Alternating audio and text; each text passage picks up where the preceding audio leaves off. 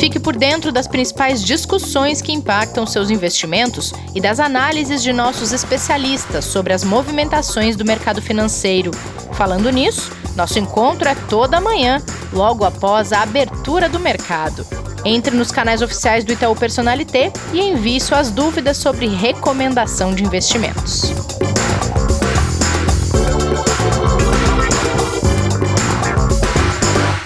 Olá, bem-vinda à segunda-feira, bem-vindas ao Investidor em Foco, o podcast de investimentos do Itaú Personalité. Olá, Kleber, tudo bem contigo? Tudo bem, Rê, muito bom dia. Começando a semana com muito frio aqui em São Paulo e pelo menos com os mercados aquecidos aí, animados nessa segunda-feira. Torcer para que seja uma semana mais positiva, né? Pois é, tá frio aqui mesmo, tá lembrando a minha terra, o Rio Grande do Sul, que nessa época o frio já tá mostrando que vai ficar um tempo. É verdade, né? O maio realmente sempre muito frio aqui em São Paulo. Bom, falou em mercados aquecidos, né?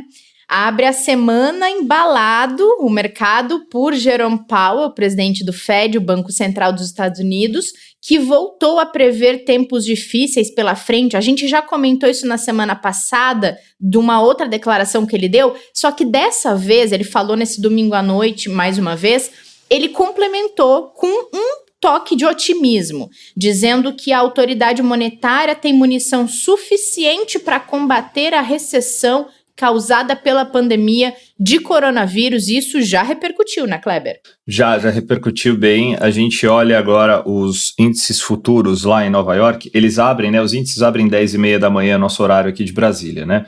Então os futuros agora eles estão operando com 3,30 de alta no Dow Jones, com 2,96 de alta no S&P. Isso já refletiu também nas bolsas europeias, que depois a gente fala um pouquinho também.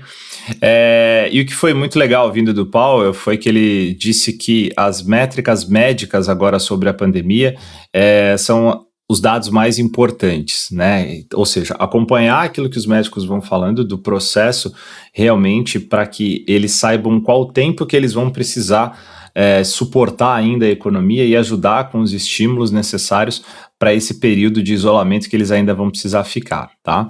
Então, ele já destacou que tem uma provável necessidade aí de mais 3 até 6 meses de ajuda financeira que o governo, junto com o Banco Central, vão precisar fazer para as empresas e para as pessoas. Então, isso deu o primeiro conforto, né, Rê? Aquele conforto do tipo, olha, o que a gente precisa fazer durante 3 a 6 meses, a gente já está preparado para isso, né?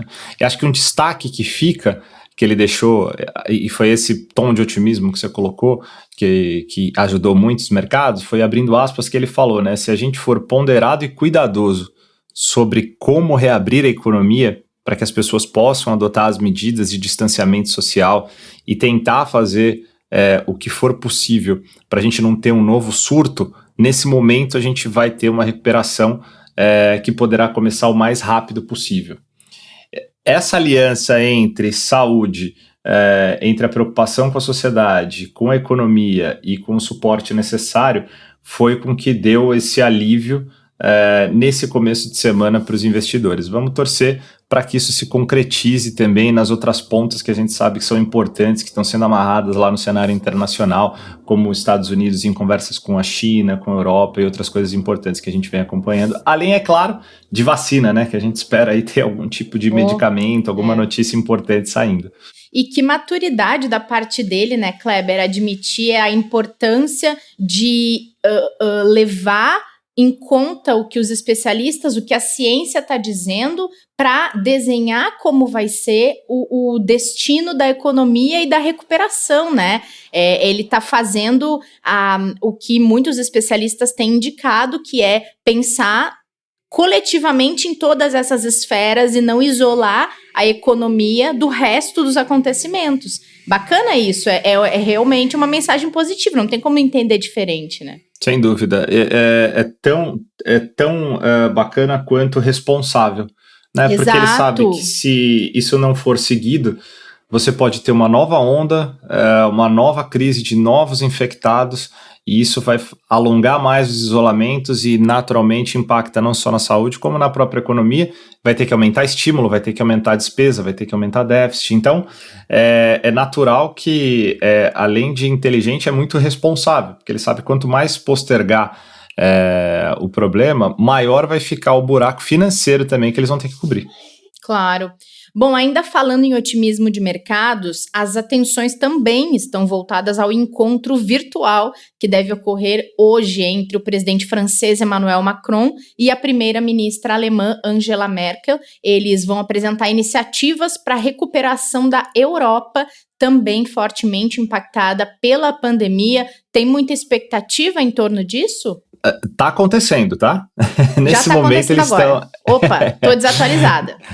O que eles estão chamando de iniciativa franco-alemã, né, no contexto da crise do coronavírus na Europa, visa exatamente isso que você falou, que é concentrar essa iniciativa tanto para verificar o que é necessário fazer para melhorar as questões de saúde pública, né, principalmente de recuperação econômica também, para as economias principais da Europa, né? Então essa frente levantada tanto por Merkel quanto por Macron iniciou numa conversa que aconteceu no dia 8 de maio, quando foi ser comemorado os 75 anos do final da Segunda Guerra Mundial, ou seja, já faz 10 dias que essas conversas vêm acontecendo, né? E a ideia é que hoje ao meio-dia eles apresentem um relatório de todas essas iniciativas que eles estão levantando e os pontos que eles vão fazer tanto para a questão do que é necessário para a saúde, do que é necessário de estímulo econômico para esse período, quais são as frentes que eles vão utilizar para a abertura das economias agora, na mesma linha que a gente acabou de falar dos Estados Unidos, né, para que você não tenha um impacto para um risco de uma nova curva de infectados, né, o que seria a onda 2, que é tão temida aí pelos médicos e pelos especialistas. Então, isso também ajudou bastante o mercado europeu, né, e obviamente ajuda como um todo nos mercados internacionais, mas a gente vê desde antes da abertura do mercado americano, já lá na Europa a gente via uma alta bem interessante. Então as bolsas agora, por exemplo, o Eurostoxx, que é o principal índice da zona do euro, subindo 3,55%, a bolsa alemã subindo mais de 4%, França 3%, ou seja, por isso que a gente falou que o mercado começava aquecido e positivo, e isso já reflete aqui no Brasil também, tá, Rê? A gente já abre nessa esteira de otimismo internacional aí, um dia um pouco melhor lá fora. Aqui dentro, quer dizer, com os impactos lá de fora. Com os impactos lá de fora, né, Kleber? Porque o Brasil passou a ser o quarto maior foco da pandemia. Tem, além da crise na saúde, uma crise econômica desencadeada pela pandemia do coronavírus, uma crise política, tudo ao mesmo tempo. Esses reflexos de instabilidade, eles já estão aparecendo no mercado nesse começo de semana? Ou dá para ter um equilíbrio com o otimismo dos mercados internacionais? A gente teve uma semana bem ruim, né, na semana passada, por fluxo de notícias que foram saindo ao longo dos pregões. Sexta-feira foi o último exemplo que a gente teve, né, com a saída do ministro da Saúde, onde impactaram os mercados também, né, a movimentação a gente viu ali quando aconteceu no início do dia, por causa do que a gente sempre fala, né, do risco político. O mercado vinha se recuperando na sexta-feira, e aí com a notícia ele acabou fechando negativo, e a gente vê hoje, mais uma vez, os investidores olhando com bons olhos aquilo que deve acontecer no mercado lá fora, e isso vem influenciando aqui as bolsas locais. Então a gente vê o Ibovespa agora abrindo em alta, né? O índice futuro já sobe 3,40, o índice à vista já abriu com 3,20 de alta. O impacto também é positivo para o real, que agora vê o dólar se desvalorizando 1,80 aí, caindo para casa de 5,75.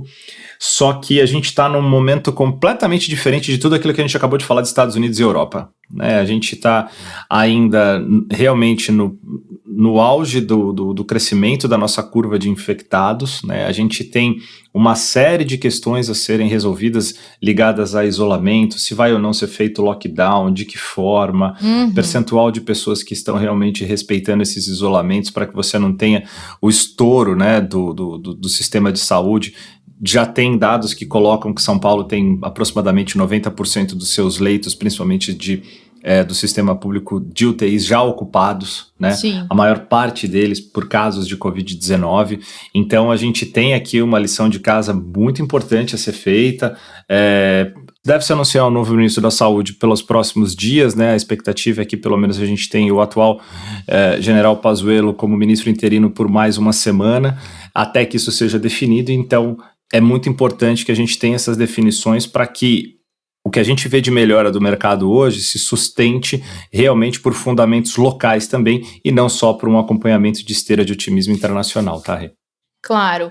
Bom, para a gente encerrar nosso papo de hoje, o Boletim Focus derrubou, vamos dizer assim, ainda mais a projeção do PIB para o ano. Esses dados estavam alinhados ou veio como uma surpresa o Focus de hoje? Não é uma surpresa não. A gente teve na semana passada já a nossa revisão aqui, que a gente comentou, né, que a gente trouxe aqui, por exemplo, né, a Itaú Asset, a qual a gente acompanha, revisou para 5,3, né, a retração da economia brasileira para 2020. A gente tinha um crescimento esperado para 2021 de 4,6%, ele foi reduzido para 2% também, e todas as casas fizeram basicamente as mesmas avaliações na semana passada. Então, o que o relatório Focus faz? Ele pega a mediana de todas essas casas mais importantes e faz a apresentação dela agora na parte da manhã, segunda-feira. Sai todo dia no site do Banco Central, 8h25 da manhã, tá? Então, nessa mediana para 2020, a gente vê 5,12% de queda para o PIB de 2020. Quando a gente olha para o IPCA, ele também teve uma mudança para baixo, né? Uma projeção, obviamente, porque a gente tem uma demanda muito pequena, para 1,59%. E a Selic também caiu para 2,25% na projeção para o final do ano de 2020.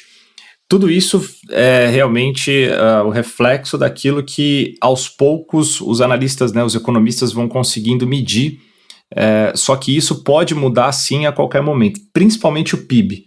Tá? A Selic, o IPCA devem ter variações marginais, não deve ter muita variação. Agora, o PIB vai depender muito do período em que a gente volte às atividades econômicas aqui. Né? Então, se a gente, por exemplo, para ter um PIB como esse, a gente deve ter, com o mercado estimando que a gente volte ali no terceiro tri a nossa atividade econômica.